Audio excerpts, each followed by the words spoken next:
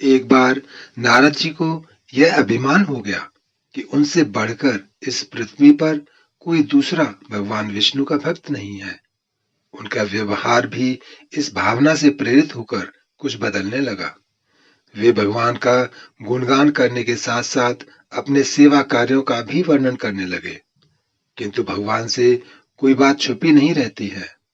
उन्हें तुरंत इस बात का पता चल गया और वे अपने भक्त का पतन भला कैसे देख सकते थे।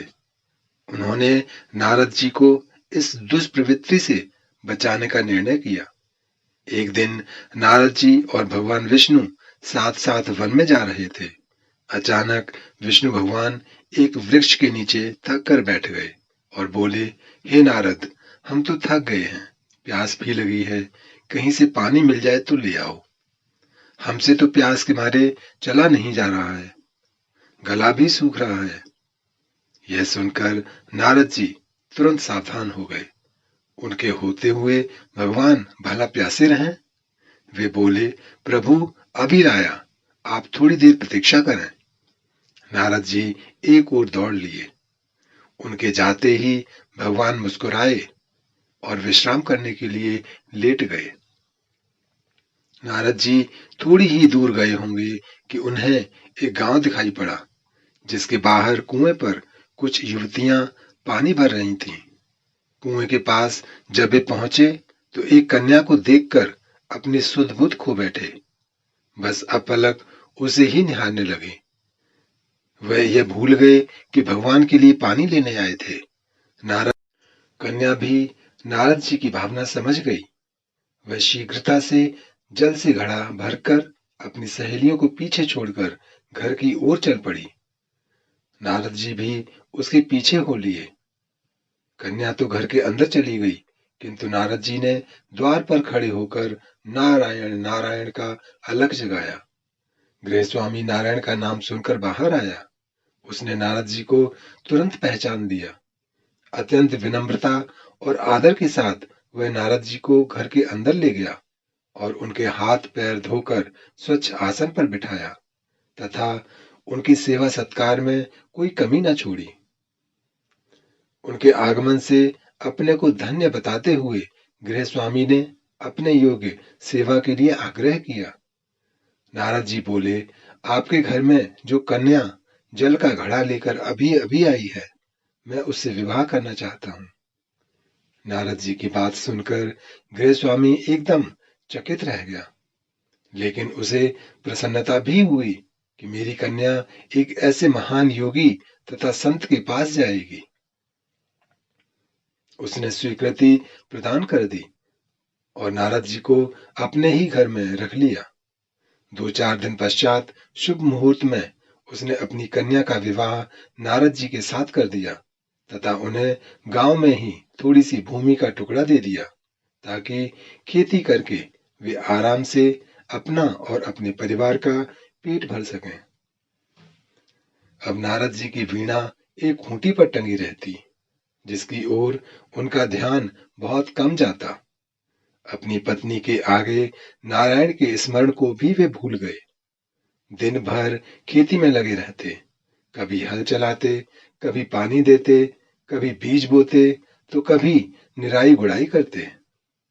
जैसे जैसे पौधे बढ़ते, उनकी प्रसन्नता भी बढ़ जाती। फसलें हर वर्ष पकती, कटती, अनाज से उनके कोठार भर जाते। नारद जी गांव के एक संपन्न किसान माने जाने लगे। वर्ष दर वर्ष बीतते गए और नारद जी की गृहस्थी भी बढ़ती चली गई। 3-4 लड़के लड़कियां भी हो गए। अब नारद जी को एक क्षण की भी फुर्सत नहीं मिलती थी। वे हर समय बच्चों के पालन पोषण तथा पढ़ाई लिखाई में लगे रहते अथवा खेत में काम करते रहते थे। अचानक एक बार तेज बारिश हुई। उसने दिनों तक बंद होने का नाम ही नहीं लिया। बादलों की गरज और बिजली की कड़क से सबके हृदय में भय उत्पन्न हो गया।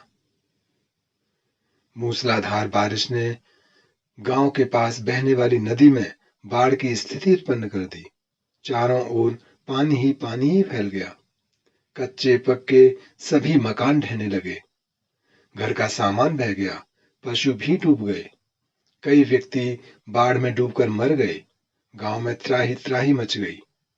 नारद जी अब क्या करें? उन्होंने भी घर में जो थोड़ा कीमती सामान बचा था उसकी गठरी बांधी और अपनी पत्नी तथा बच्चों को लेकर जान बचाने के लिए पानी में से होते हुए बाहर निकलने लगे। नारद जी बगल में गठरी थामे एक हाथ से एक बच्चे को पकड़े और दूसरे हाथ से अपनी पत्नी को संभाले हुए थे। पत्नी भी एक बच्चे को गोद में और एक बच्चे का हाथ पकड़े धीरे धीरे आगे बढ़ने लगी। पानी का बहाव अत्यंत तेज था तथा यह भी पता नहीं था कि कहाँ गड्ढा है और कहाँ टीला। अचानक नारद जी ने ठोकर खाई और गठरी बगल से निकलकर बह गई। नारद जी गठरी कैसे पकड़ते? दोनों हाथ तो घिरे थे। मन महसूस कर सोचा फिर कमा लेंगे। कुछ दूर जाने पर पत्नी एक गड्ढे में गिर पड़ी और गोद का बच्चा छूटकर बह गया। पत्नी बहुत रोई, लेकिन क्या हो सकता था? धीरे धीरे दो और बच्चे भी पानी में बह गए। उन्होंने बहुत प्रयास किया बचाने का, किंतु कुछ न हो सका। दोनों पति पत्नी बड़े दुखी, रोते कलपते, एक दूसरे को सांत्वना देते कोई ऊंची जगह ढूंढते रहे। एक स्थान पर आगे चलकर दोनों एक गड्ढे में समा गए। नारद जी तो किसी प्रकार गड्ढे से निकल आए, परंतु उनकी पत्नी का पता कहीं नहीं चला। बहुत देर तक नारद जी उसे इधर उधर दूर दूर तक ढूंढते रहे, किंतु सब व्यर्थ रहा। रोते रोते उनका बुरा हाल था। हृदय पत्नी और बच्चों को याद कर करके फटा जा रहा था। उनकी तो सारी गृहस्थी उजड़ गई थी। बेचारे क्या करें, किसे कोसें, अपने भाग्य को या भगवान को? भगवान का ध्यान आते ही नारद जी के मस्तिष्क में प्रकाश फैल गया और पुरानी सारी बातें याद आ गईं। वे किस लिए आए थे और कहाँ आ गए? ओहो, भगवान विष्णु तो उनकी प्रतीक्षा कर रहे होंगे। वे तो उनके लिए जल लेने आए थे और यहाँ गृहस्थी बसाकर बैठ गए। वर्षों बीत गए गृहस्थी को बसने में और फिर सब नष्ट हो गया। क्या भगवान अब भी मेरी प्रतीक्षा में उसी वृक्ष के नीचे बैठे होंगे? यह सोचते ही बाढ़ अदृश्य हो गई। गांव अंतर्धान हो गया। वे तो घने वन में खड़े थे। नारद जी पछताते और शर्माते हुए दौड़े। देखा देखा कुछ ही दूरी पर उसी वृक्ष के नीचे भगवान लेटे हुए हैं। नारद जी को देखते ही उठ बैठे और बोले, अरे भाई नारद, कहाँ चले गए थे? बड़ी देर लगा दी। पानी लाए या नहीं? नारद जी भगवान के चरण पकड़ के बैठ गए और लगे अश्रु बहाने। उनके मुंह से एक बोल भी नहीं फूटा। भगवान मुस्कुराए और बोले, तुम अभी तो गए थे, कुछ अधिक देर थोड़ी ही हुई है। लेकिन नारद जी को लगा था कि वर्षों बीत गए। अब उनकी समझ में आया, यह सब भगवान की माया थी, जो उनके अभिमान को चूर चूर करने के लिए उत्पन्न हुई थी।